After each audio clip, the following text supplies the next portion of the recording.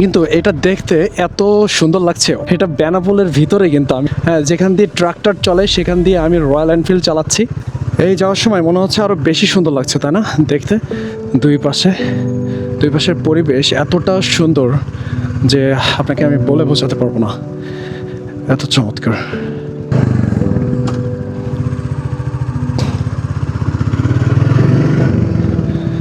এই জায়গাটায় একটা ব্যাগ আছে, এই জায়গাতে এই জায়গাটা অনেক সুন্দর দেখতে। তো আমি এখন এই পাশ দিয়ে চলে যাব, দেখি এই পাশে কোন পর্যন্ত গিয়েছে। ও রে, এখান থেকে তাকাইলে চোখ জোড়ায় যাবে ভাই। ড্রোন লাগে, ড্রোন।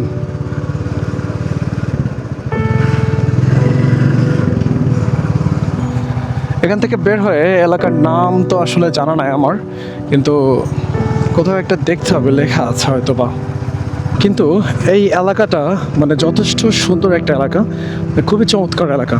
বাওড়ের পাশে মানুষজন বসবাস করছে, তাদের জীবনের গতিবিধি এগুলো উপলব্ধি করা যাচ্ছে। প্লাস চারিদিকের মানুষ এত পরিমাণে ব্যস্ত তাদের ধান নিয়ে, আর অনেকে আছে বিপদে, যেরকম আমাদের ধানও এরকম মাঠে আছে, সেটা নিয়ে আমার এক প্রকার প্যারায় আছি।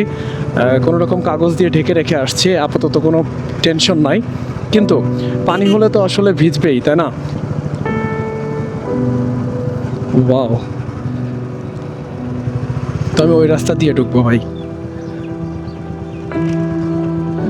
ওখানে একটা রাস্তা আছে যার ভিতর দিয়ে এই যে এখানে ঢোকা যাবে। আমি আসলে ওখানে একটু দেখতে যাচ্ছি।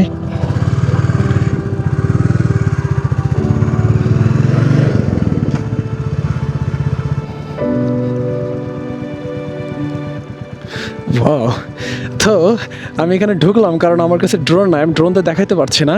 কিন্তু এবার হয়তো আপনারা মোটামুটি দেখতে পারবেন এই যে এই এলাকাটা মানে কতটা চমৎকার লাগছে। দেখেন, আমি এই পাশে চলে যাব।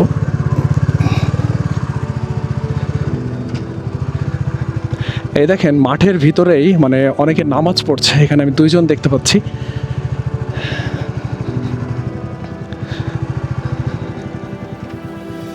দেখেন,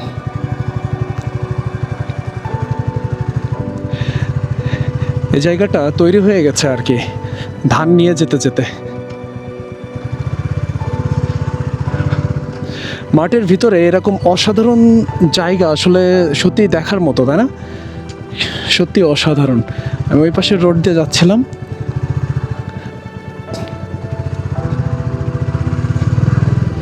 আসলে পাহাড়ে তো যাওয়া হয় না, বা এরকম প্রত্যন্ত অঞ্চলে তো যাওয়া হয় না, এই জন্য আর কি এরকম জায়গা পাইলে আমি আসলে ছাড়তে চাই না, বুঝছেন? আমার যাওয়া লাগে, আমি না গেলে আমার সত্যিই ভালো লাগে না। আর এখান দিয়ে এই যে পার হয়ে যাচ্ছি, প্রত্যেকটা জায়গা এত ভালো লাগছে দেখতে। আর চারিপাশে দেখেন ধানগুলো কিভাবে উঁচু করে রাখা আছে, সবাই মোটামুটি ধান এভাবে রেখে দিয়েছে। কারণ দেখেন পানি, যে পরিমাণে পানি হচ্ছে, পানির কোনো ঠিক ঠিকানা নাই। যে কোনো টাইমে মেঘ হচ্ছে, মেঘ হয়ে পানি হচ্ছে, নিম্নচাপ হচ্ছে, যার কারণে এই অবস্থা। কিন্তু এটা দেখতে এত সুন্দর লাগছে, অসাধারণ।